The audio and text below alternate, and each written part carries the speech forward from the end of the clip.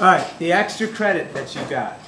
Some of you may have already started this, may have looked at it already. I want to show you basically how this is done. There's not a time for me to go through step by step and walk you through it all, but I can kind of give you an overview. The directions there are pretty specific, and this has been available on my website since even before the school year began.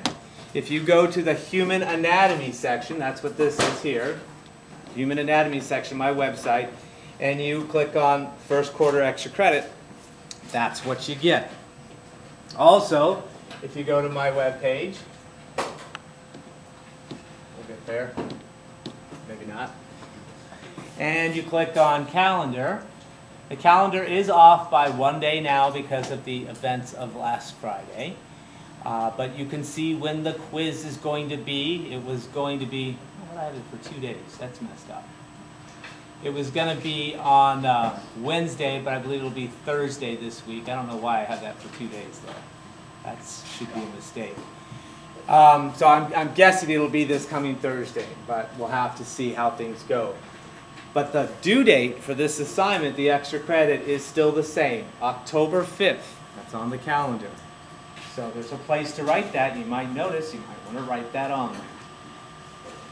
No, it's a little line, right, big line in the middle of the page says due date, October 5th. That's a Friday. So you have this whole week, and another one with 4 days in it after that, well, 4 school days. I would not wait until this Thursday to begin work on it. You won't get it done in time. Now, I'm often asked, how many points can you get for the extra credit? Well, the answer depends on your effort. You cannot get more points than you need to raise your grade 1 full letter grade. So if you've got an F, it's possible to raise it to a D with this. Depends on what the F is. If it's a 27%, not going to happen. If it's a 45-50%, maybe. Okay? If you've got a B, maybe it's an 89%, and you're afraid that you won't have an A because you've always gotten straight A's. First of all, I got to warn you, this may be the first class ever in your life that you might actually get a B with. The world will not stop revolving if that happens. Okay? If clouds won't fall from the sky and flood the earth and kill everybody. Life goes on with a B. This is a hard semester. It's a hard quarter in particular, okay?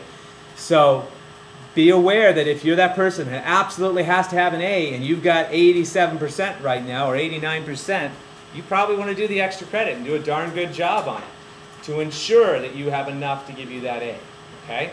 Because this is the one and only extra credit assignment. You can turn it in before the 5th, but not after, so don't wait till the last minute in case you run into problems. So what you're doing here is similar to what I'm doing in the elective. You're doing a scale drawing of a room in your house. It doesn't have to be your room, it doesn't have to be your house, but it has to be some place where you can go and get some measurements, okay? Maybe you live in a cardboard box under the bridge, measure the bridge in the cardboard box, okay? What you're going to need, if you look on the back now, see what a finished one looks like. What you're going to need to do this is some graph paper. Now, I would recommend that you use 1 centimeter graph paper. So every block is a centimeter in size. If you do that, it'll make your life a little bit easier. The second thing you need is something that measures in the metric system. Some of the meter sticks or yardsticks have meters on one side. You might also have just a plain old ruler that has the metric system. That's going to take you a lot longer because it's smaller. If you got this, go that route. Or you might even have a tape measure that has the metric system on it. Or if you're really ambitious, you can measure in inches and change it into the metric system. That's extra work that I would discourage you from doing. The first step then is you're going to have to create a scale. You know, that drawing that you see on the back is not actual size. If you look at this picture, and they did a whole house. You don't need to do a whole house. This is just, actually this is a bedroom. I take that back. I thought they did a whole house. This is just a bedroom and an entryway. But they did a lot of measurements. So this is an example of an A, okay? Well, of a extra credit assignment that's enough to raise your grade 1 full letter grade. So maybe bringing it from a D to a C. But if you look at these measurements, you'll see, like, you find the bed there. The bed is 2.05 meters long. That's actual measurements. That's if you took this and you measured it in meters. A little shorter than this table in front of you. So they write the actual measurements on the drawing. But they don't just draw a box, label it bed, and then put the number down. That would be easy. That bed is drawn to be a certain size, a scaled down version, okay? And if you look at the bottom right-hand corner, you'll see that scale. 4 centimeters equals 1 meter. How long is the bed? 2.05 meters. We'll just call it 2 meters, okay? The bed's 2 meters, but the scale is 4 centimeters equals 1 meter. So how long should that bed be in this drawing?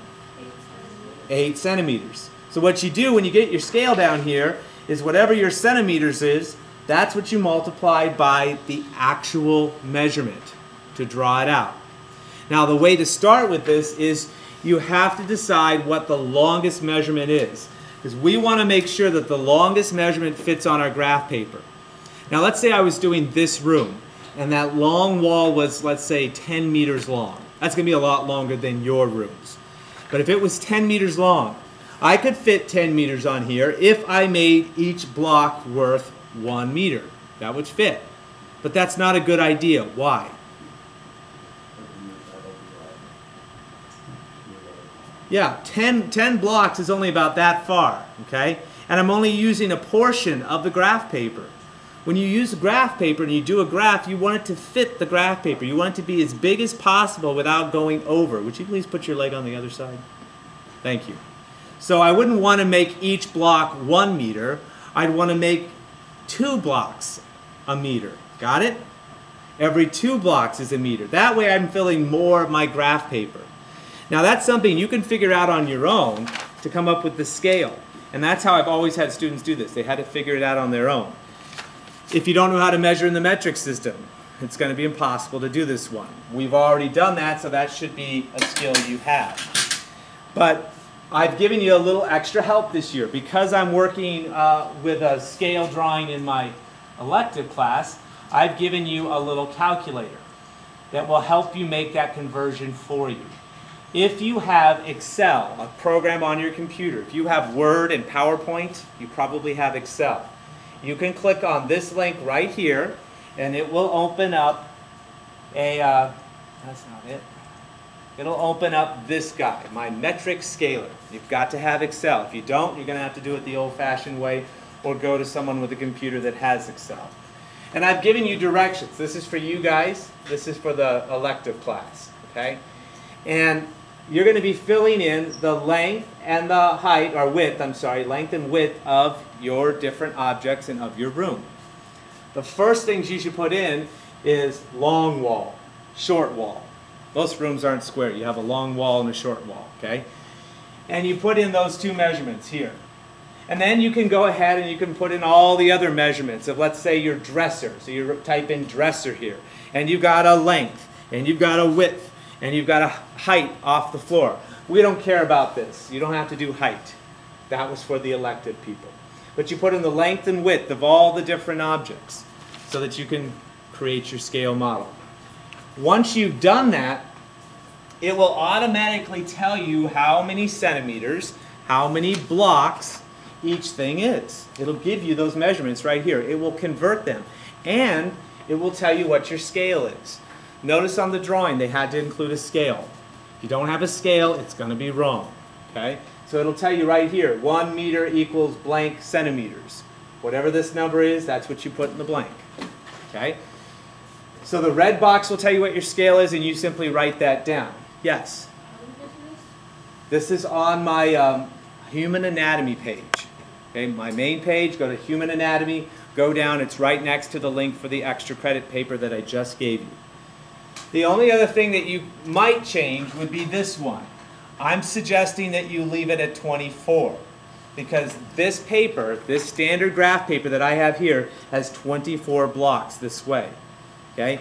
If you're using different graph paper, this calculator won't work. It works for 1 centimeter graph paper. Okay?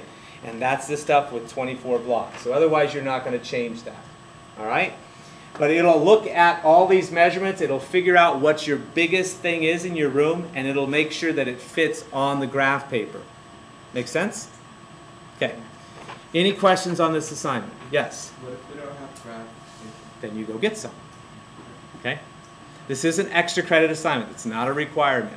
And it's going to require some time and effort on your part. Yes? Where'd you get the 170 Out of that drawer. It's pretty common stuff. There's this stuff, and then there's stuff that's a lot smaller. The grid lines are a lot smaller, but usually it has bigger grid lines that come out to be 1 centimeter. Okay? If you, after looking around, you're desperate and you still can't find any, come see me after school and I'm sure I can help you out. All right? Any questions on that? All right. Let's move on to human anatomy.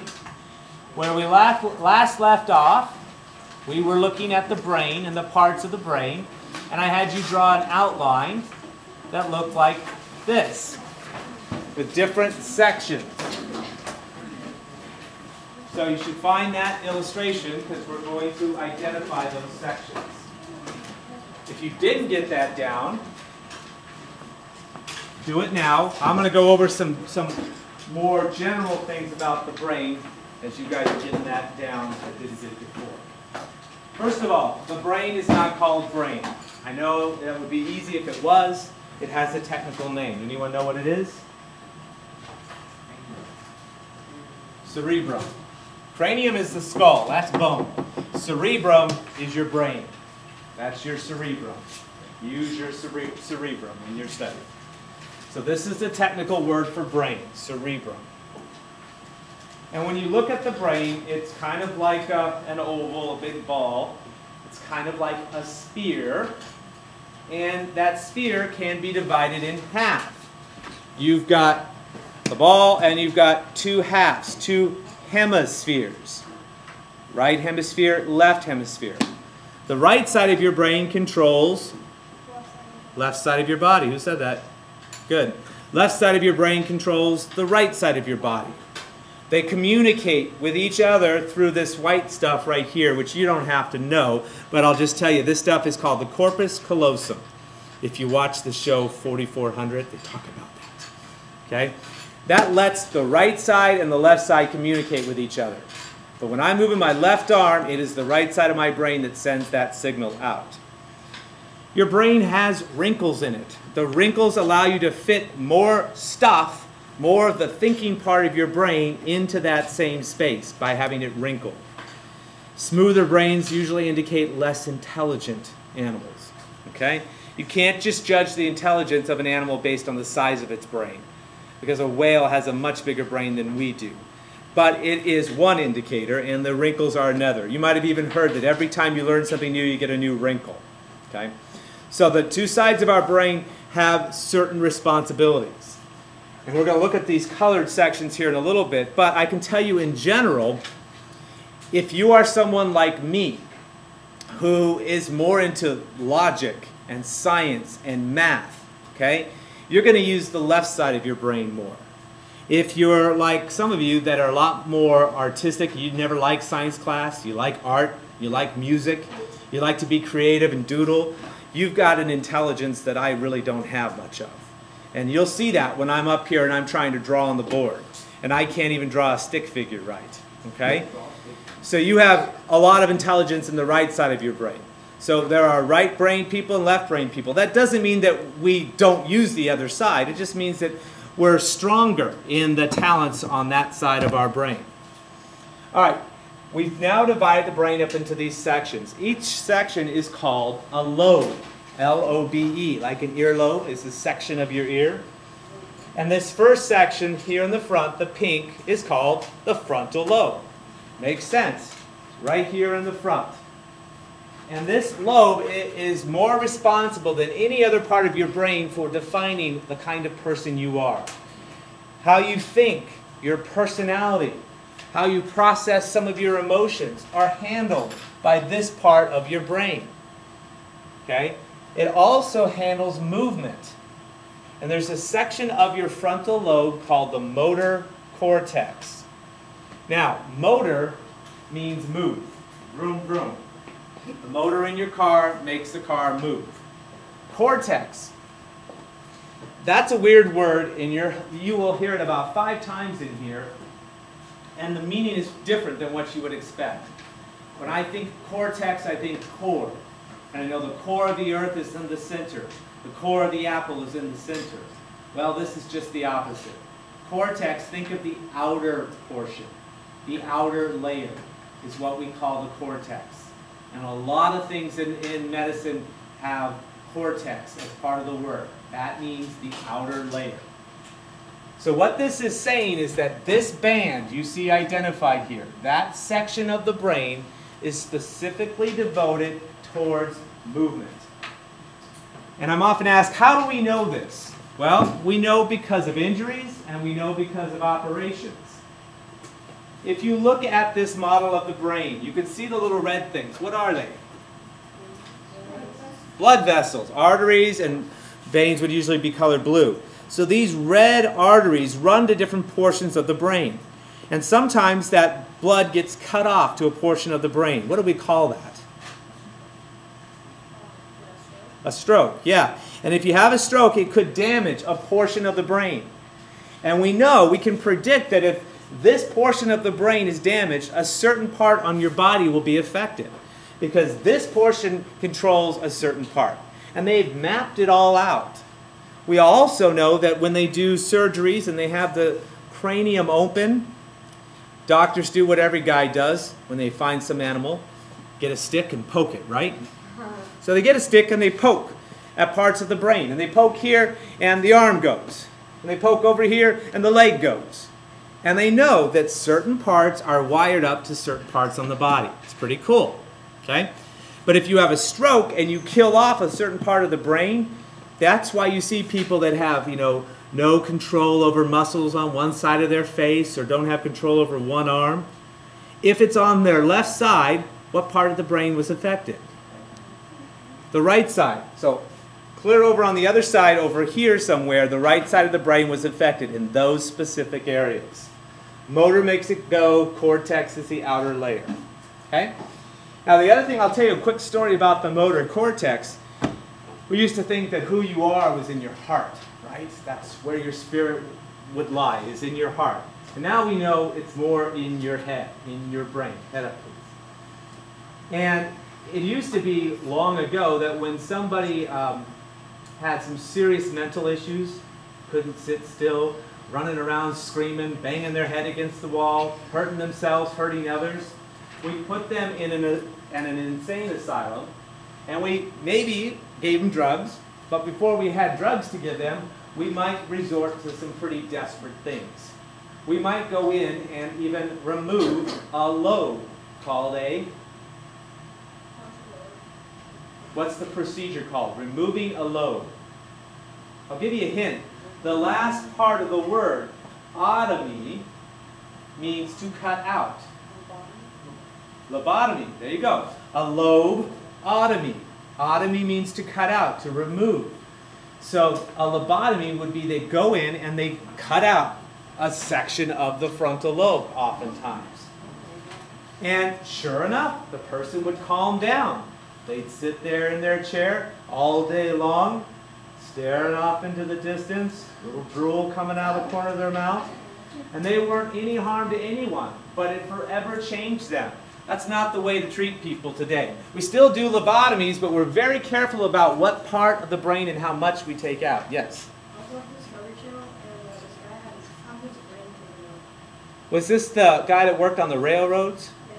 Okay, that's the other story I was going to tell. Yeah, that's a fascinating one too. And the doctors learned a lot from this guy. This guy worked on the railroads where they would blast through rock and mountainsides to make the railroad go through in a tunnel. And what they would do is they would drill a hole in the rock, they put some dynamite, some explosives in there, and then they use these rods to tamp it down, to pack it in there. Big, heavy iron rods, inch or two around with pointy ends. So he's packing this thing in there, and he creates a spark when the rod hits the rock. Well, I think you know what happened next. Sets off that dynamite, and that's like the biggest gun you can imagine, You've got a barrel as the hole in the rock, and you've got your gunpowder in the rock, and there's your bullet, this giant metal rod. That thing gets shot out of there, goes straight through his frontal lobe, takes out a big hunk. And doctors couldn't believe this guy could survive that, and he did. He survived that. But he was forever different. Before the accident, he was quiet, kept to himself, didn't drink, didn't smoke, didn't do any of that kind of stuff. Afterwards, he was totally different. He was obnoxious, got into fights, drank, smoked, did all the other things that he didn't do before. So a lot of who you are, your personality, is stored in here. Okay, yeah, you learn a lot from Discovery Channel. Occipital lobe. That's this green portion in the back, and that is responsible for vision. Now, this model that I'm holding up here has an extra piece, this dark green part. Don't get that confused with the occipital lobe. This part that I'm holding right here, this is the occipital lobe, this green part at the bottom. And you have one big chunk of your brain devoted to one sense, vision. Vision is so important to the human creature that we have a part devoted just for it. And a lot of times people say, well, why is that part in the back when your eyes are in the front? Well, if you look at the brain, it actually makes some sense. Because these little white things you see coming down here, those are your optic nerves. They go to your eyes. So they really have a straight shot to that part of your brain, the back part. So that's the occipital lobe. Moving on from there, the blue section over here, the thumb of that boxer's glove, is called the temporal lobe. And that is responsible for hearing as well as your sense of smell. Don't know why smell's there versus someplace else, but hearing makes sense because that's closest to your ear. Now remember again, if I were to cut out your temporal lobe, your ears could be perfectly fine. You would not be able to hear. If you don't have the brain to make sense of the information, it means nothing. We can poke on parts of your temporal lobe and we can activate smells. Smells like fried chicken. Smells like asphalt. Okay? Because those smells are stored in that part of your brain. And when you poke on it, you're stimulating it, just like if you sniffed it. It's pretty amazing stuff. Okay, the last section up here, the yellow, is called the parietal lobe. P-A-R-I-E-T-A-L. If this was responsible for movement, what's this going to be responsible for? You got it.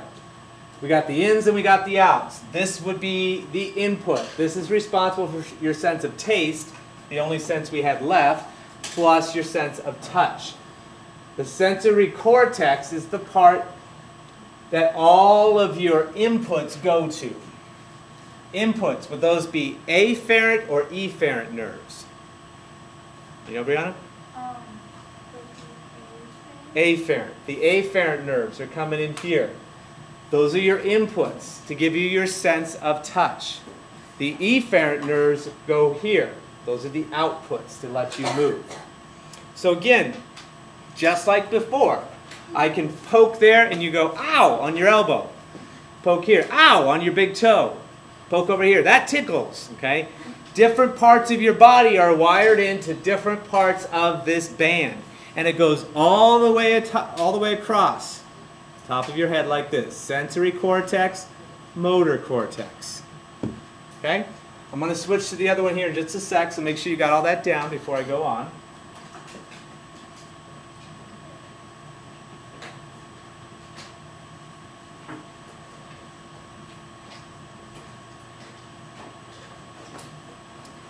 All right. Now on this slide, we don't need this business here with the nose and the tongue and the mouth.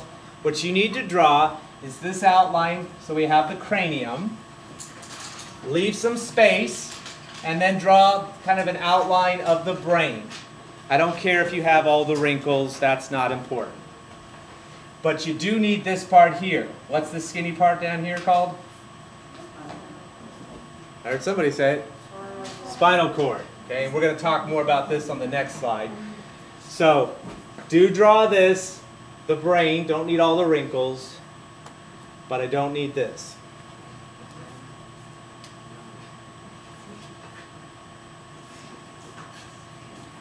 So in this slide we're seeing an illustration. In the next slide we'll see what the real thing looks like. And you're more than welcome to color code things as we go through. What I do is I usually draw the outline, basic shapes in pencil, and then I go back and when we go through and we identify each part, I color them in. What we're focusing on now are layers of tissue that go over the entire brain, that cover it. There are 3 layers of tissue that cover the brain and protect it and also hold in some liquid between the tissues and the brain. There's some liquid on your brain, if you will. Brain juice, so to speak. Those 3 layers of tissue are called your meninges. And they go all around the brain, and they also go all the way around your spinal cord. meninges. Meninges are 3 layers of protective tissue that cover the brain and spinal cord. 3 layers of protective tissue that cover the brain and spinal cord. They follow the contours of those little wrinkles, and they keep this liquid against the brain.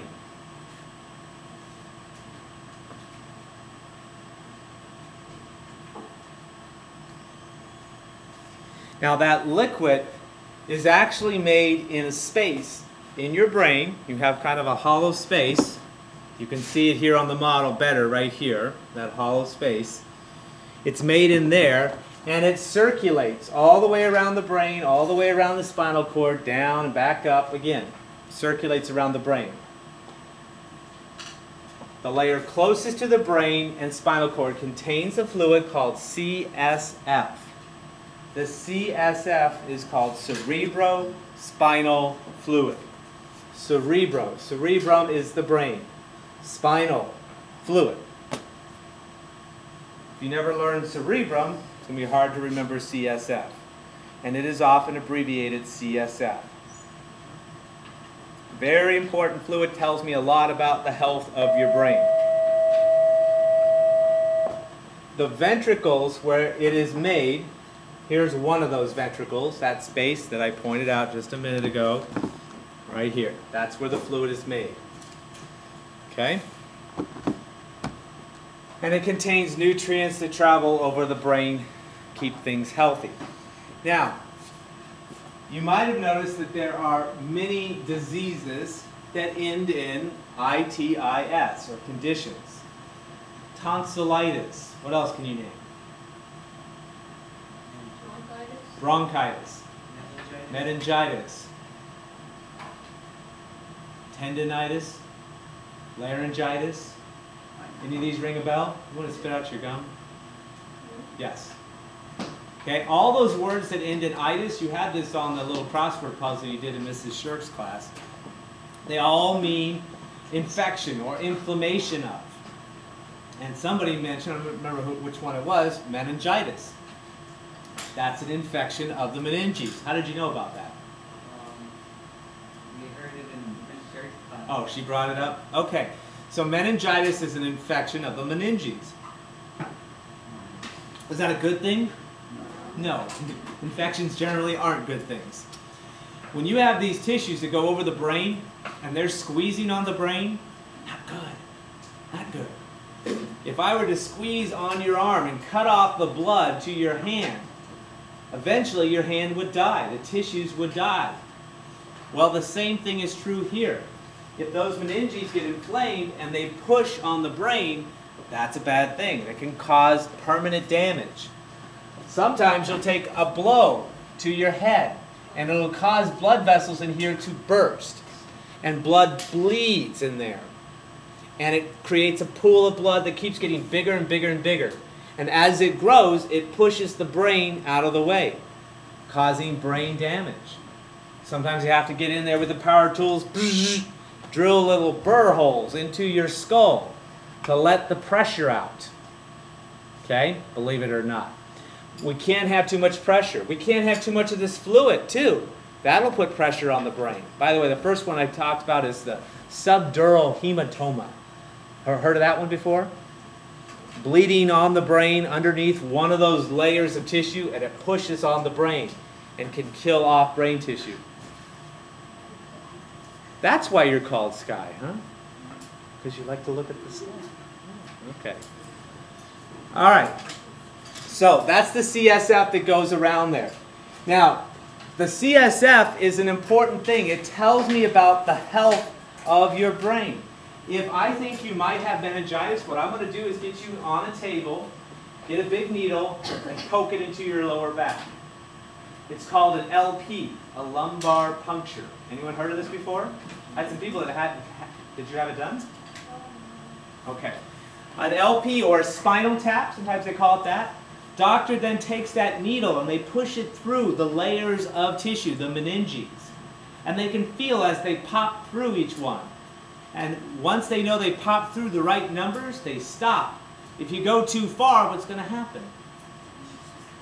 You're going to damage the spinal cord. What they want to do is they want to get into that space next to the brain so they can get that CSF. They pull some out in the syringe and they look at it. And right off the bat, they can tell you if something's wrong, because if it's white or cloudy looking, not good. CSF should be relatively clear. But if you're fighting an infection, it gets white blood cells in it, just like the ones that cause whiteheads, zits for you, okay? That's the CSF. So if they see that and you've got an infection there, you might have meningitis. Cerebral cortex, okay? Cortex means what again? Outer layer. Cerebrum is the brain. So what we're referring to here is this outer layer of the brain, this part here, where the thinking takes place. What part of the neuron is located there? I'll give you a hint. It's gray. This is the gray matter. What part of the neuron is located in this outer layer? Excellent. The cell bodies. I'm so happy that you knew that that deserves a star. Come and get it. Okay? So the cell bodies are located there. This is the gray matter. The tissue actually looks more gray in color, and it's made up of cell bodies. Now, I don't really like the line I drew. It should be more like this. That outer layer. Okay? Consists of the cell bodies. This is the thinking part of the brain. The part in here that's more white is what part of the neuron? Anyone remember that? The gray matter is the cell body. The white matter is the... I'll give you a hint. It's the output of the nerve, of the neuron. Axon. That's right. It's the axon. Okay. So it's not cheating to look in your notes, but I was hoping that you guys would review your notes on a nightly basis so you would know the stuff from the previous lecture, because I do kind of build on it. Okay, this part here, all of this, that's what shows up on my model here in the dark green. Not the occipital lobe, that's here, but this part. That is your cerebellum. It's like the little brain, not the cerebrum, the cerebellum, the little brain. C-E-R-E-B-E-L-L-U-M. Okay, cerebellum. And don't worry, you don't have to know the spelling of all these words. You want to write it correctly in your notes, but you won't have to memorize the spelling. This is responsible for balance and coordination. So, football players, another good example. If you've ever been knocked on your butt, hit the back of your head, you might have struck both your cerebellum and your occipital lobe. Your head hits and the brain bangs up against the cranium. And what do you experience? Well, number one, you might see stars. That's the occipital lobe that's making you see that. They're not really there. Okay, flashes of light kind of thing. Or might not even be able to see properly for a few seconds. Number two, you go to get up from that hit and you're off balance. You start walking in circles so you can't even get up because your cerebellum is stunned. That gives you balance and coordination. Okay? Now the next one I'm going to show you is an image taken with an MRI, magnetic resonance image. And you don't need to draw everything you see here. What we're focusing on is this part here. This is the part you want to draw. We recognize this is the cerebellum, and this whole thing is the cerebrum. So as you're getting this part here drawn, let me just tell you a little bit in general about brains. Got that part drawn? That's what you're doing right now, is you're drawing this part here. This part here. I'll tell you a little bit more about brains.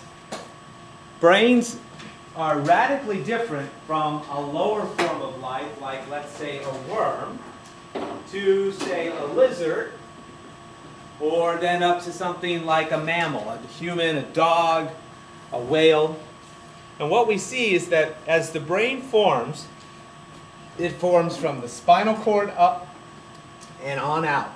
And you can almost think of it like a flower. Okay? If you take a worm, for instance, worms don't have deep thoughts. They don't have personalities. They don't consider, they don't get insulted by other worms going in front of them.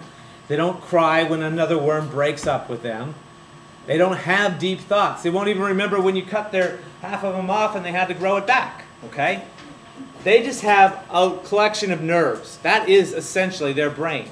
It's not much more than a collection of nerves.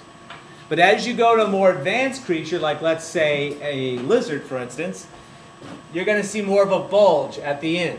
When you look at our frog, that's the brain of the frog. It's not going to be the big flower. It'll be more this stem part. Okay? As you get more and more advanced, the brain grows out from the stem. So think again of that flower. You start with the stem, then it gets that little bud, and then the bud blossoms into the big flower. We have the big flower. Whales, dolphins, chimps, dogs have the big flower. We're able to do more. We're able to think deeper thoughts. Well, not that dogs are thinking deep thoughts, but we're able to think deeper thoughts because we have more of this part of the brain, the cerebrum. That means then that all the stuff you see in here, in the core of your brain, in the brain stem, that's what all of this is called. All of that is more basic stuff, okay? Things that you need just to stay alive. These aren't where the deep thoughts take place. And these are the essential things. Things that you were never no one ever had to teach you how to do. Because it's built in, it's pre-programmed. Just like your knee reflex. When I did that patellar knee test, that was programmed in. No one had to train you. The first part we're going to identify is called the midbrain. And I'll show you where it is up here, the next one. Here it is. This part here is the midbrain. Easy to remember because it's in the middle of your brain. Duh. This part controls eye reflexes, movement, and pupil size. So you have certain eye reflexes. You have a corneal reflex. Someone pokes you in the eye, hits your cornea, you close the eye, right? That's a pretty good reflex. You have a reflex to motion. You might have wondered, why does Mr. Myers pace? Is he just neurotic or something? Why does he walk over here and talk a little while over here? Why does he stand up on the table and talk to you and paces to the other side of the room? Because I know that when I'm moving, I'm a threat. I could be something interesting to you. Sorry, I'm always picking on you. It's such a gift for being in the front row. You see, out in nature, you're having to protect yourself. Are you interested in the trees? Unless it's Wizard of Oz, those trees aren't going to reach down and grab you, right? They're not a threat. You're interested in the bear. You're interested in the tiger in the woods that might sneak up on you, okay, or out in the field. So the thing that moves, that's what your brain is drawn to. No one ever had to program you to do that, tell you to do that. You already had it built in. So when things are moving, our eyes are automatically drawn to it. It's a reflex. Your pupil size. You've probably seen on medical shows, people take a blow to the head, they're unconscious, they come over and they may take their eyelid, open it up, and take a flashlight, shine it in their eye, shine it away. You guys seen that one? Yes? Okay. They're checking your pupil reflex. Pupils should get bigger or smaller when the light is strong. Smaller and bigger when it's darker. If it doesn't, this part of the brain may have been injured. And if this part gets injured, doesn't matter about that. Because this is the basic stuff you need to stay alive. This makes you who you are. Okay? Alright, so those are all reflexes controlled by the midbrain. The next one up here is called the pons. And pons is Latin for bridge. If you look at the brain stem, all shown in white up here, the white part, you look at the brain stem, you can see this oval portion right here creates a little bulge there in the front. And they used to think that that was like the bridge for the brain. Well, in reality, this stuff right here is the bridge for the brain. You don't have to know this, but that's called the corpus callosum. It's the part of the brain that connects the right side to the left side, so that the right side knows what the left side's doing. But they call this the bridge, the pons. And it is responsible for chewing, making spit, taste impulses, and expressions. And it is located right here. That's the pons. Chewing, making saliva, taste impulses, and expressions. Again, all these are survival instincts, basic reflexes built in. It is an instinct to chew. No one ever had to teach you to do that. You knew that was going to be necessary to get the food down. And to make saliva, that happens automatically. Taste impulses. A pregnant woman may have an impulse for, pickles and ice cream at 2 o'clock in the morning. Sends out her husband for pickles and ice cream. Well, those impulses may be something in her body, the baby, saying, I need those chemicals. And that's where they're found. She doesn't know why she craves it, she just does. An animal that craves salt figures out that certain rocks have salt and starts licking those rocks and gets what they need. They don't know that that's salt, but they just crave that, and so they eventually figure out where to get it from. The expression thing, that's part that often puzzles people, how expressions are survival. Expressions are a great way to communicate. See? I just communicated something with my expression. And if you can't speak with words and you need to communicate to another species, okay, you're not going to be able to do it through chirps like a bird or like a dolphin. You're going to have to do it with facial expressions. And animals like primates, they learn a lot from facial expressions and can communicate with one another. And that might be an important thing when you've got a predator. This weekend, would you please stop playing with the pencils? This weekend, my wife and I were out camping and we encountered a bear. And they tell you, when you encounter a bear, you're supposed to act big. So we put our arms up and we went, ah, ah, ah, ah, like that, okay? We tried to communicate with our facial expressions and our sounds and our posture to look like we were bigger, to scare that animal away. And it worked. Of course, he also had his own expressions. He got over there. He didn't like us either. We backed off. This last part, the medulla oblongata. Everyone laughs when I show this.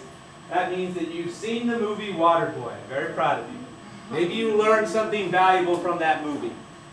Because in the movie, Adam Sandler's character has something wrong with his medulla oblongata. Now, cortex means the outside. What do you think medulla means? The inside. Middle. Medulla, middle. This is in the middle of your brain stem. And it's called oblongata because it's oblong. Oblong. Oblong. Okay? Medulla oblongata. This portion is going to control breathing. Your blood vessels, allowing how much blood we need to go to different parts of the body. Heart functions. Basic things you need to stay alive. Are you choking on something? Did you swallow something poisonous? If so, you're going to need to vomit. If it's stuck in your throat, you either need to swallow it or you need to cough it back out if it's not supposed to be in there. Okay? All of these things keep you alive. Basic reflexes.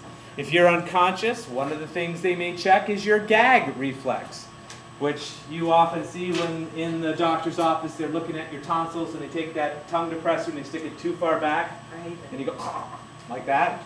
That's your gag reflex. And it's built in there so in case you get that chicken wing stuck too far back, you get it out. Either by throwing up or coughing or something. Or you swallow it down, one of the two. Okay? So these are all the parts of your brainstem, all with a specific function.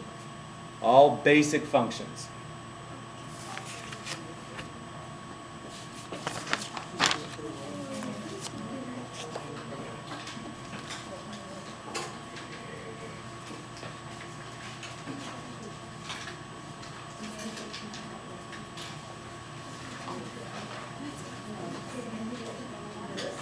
Okay, who wants to earn $20? I'm sorry, who wants to earn $40? Here we go. Quiet, please.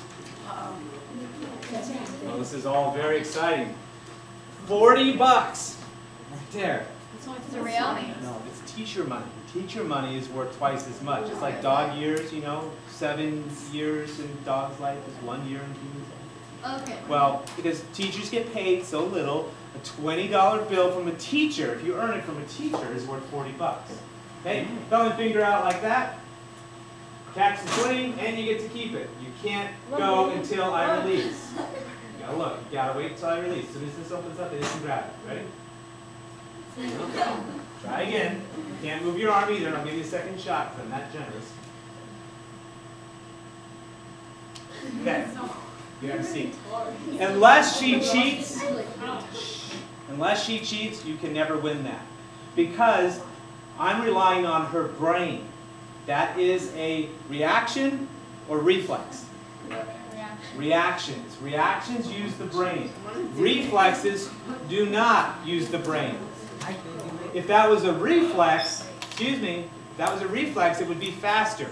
Like the knee one, right? It would be a lot faster. Because when you do the knee one, it goes to the spinal cord and right back. No brain is involved.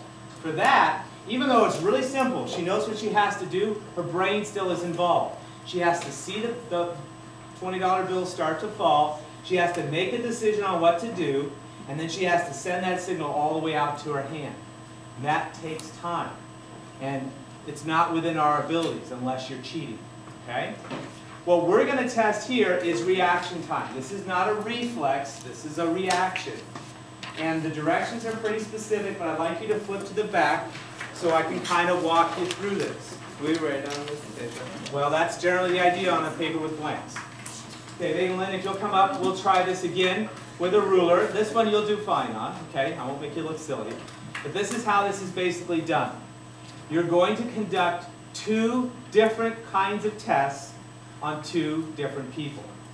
One of the subjects is going to be a teen. Say hi, teen. Okay. One of your subjects is going to be an adult. Hopefully someone, you know, older the better. Your parents' age, grandparents, that would be fine. Any older person you can find. Don't go get a homeless person off the street. If there is no other teen in the house, you can be the teen subject. You just have to explain to your parents or whoever how to do the test. Now, I'm going to just do it with the teen subject. You have to do it with both when you get home. And you're going to be testing each subject how many times? Look at the table. 6 times. I'm going to get data on what she can do 6 times. I'm going to do it with her under normal conditions right now, and then in a minute under distracted conditions. It's the same kind of thing as catching the $20 bill. She's going to hold her arm out, waist high like this, thumb and finger, just like that, and go ahead and turn it face this way. I'm going to hold a metric ruler with the 0 in down, and I'm going to drop it. As soon as she sees it fall, she's going to catch. Okay, now she caught it at 19. Look at your table there. There's 4 columns. The first 2 columns go together and the second 2 columns go together. Did you find 19? What is the number? 0.197. Does everyone see what she just did? Yes. She found 19 is in the 3rd column. Yes. Next to that is 0.197. That's how much time passed between when I dropped it and she caught it. 0.197. Do you see where those would be written if this was the person you were doing? In the first 2 spaces. Trial 1, ruler fall would be 19, reaction time would be 0.197. Okay? Then I would repeat that how many more times? 5 more times. I total up all my numbers and I find the average. Alright, still with me? Okay, you're going to need to round off those averages to the hundredths place. I believe it says that on the other side. Anyway, then you got to do that same subject again under distracted conditions. So she's going to do the same thing, she's going to catch it, but I want you to do the alphabet backwards. Say the alphabet backwards. Go ahead. Start with Z. Okay. That time she caught it at 25. Make sure they're actually trying to do what you told them. That's distracting, because if they aren't, you're not doing the test properly. They have to do something that distracts them. I told her do the alphabet backwards. That's a good choice. Or you could give them a word to spell backwards. That's another good choice. Some people get really nervous when you make them do math. That's the other thing I often do is I say count down from 100 by 3. And people get all freaked out and embarrassed because they can't do it. Okay? So making them spell a word backwards is a good choice. But as soon as they do one, have them do another. Do not drop the ruler unless you can tell that they're actually doing it. Okay? She caught that one at 25. What would be my number? 0.226. Do you see where we're going to write that for distracted team? Okay, you've got to move over to the distracted columns. Does everybody understand what they're doing here? What if they don't catch it? Okay, that's a good question. Matt asked, what if they don't catch it? If it falls straight through, you just got to keep repeating. Now, if you're doing it with Grandpa, who's 98 years old, and every time it falls through, find someone younger. Okay? But what we're supposed to do when you get all that data, guys, is you're answering those 3 questions in complete sentences. Who do you think is going to have a better reaction time, teens or adults?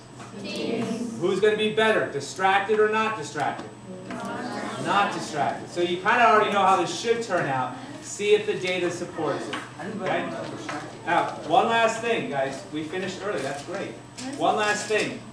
Make sure that you do go back and review your notes because we're going to cover a whole new chunk tomorrow. This will be tomorrow as well.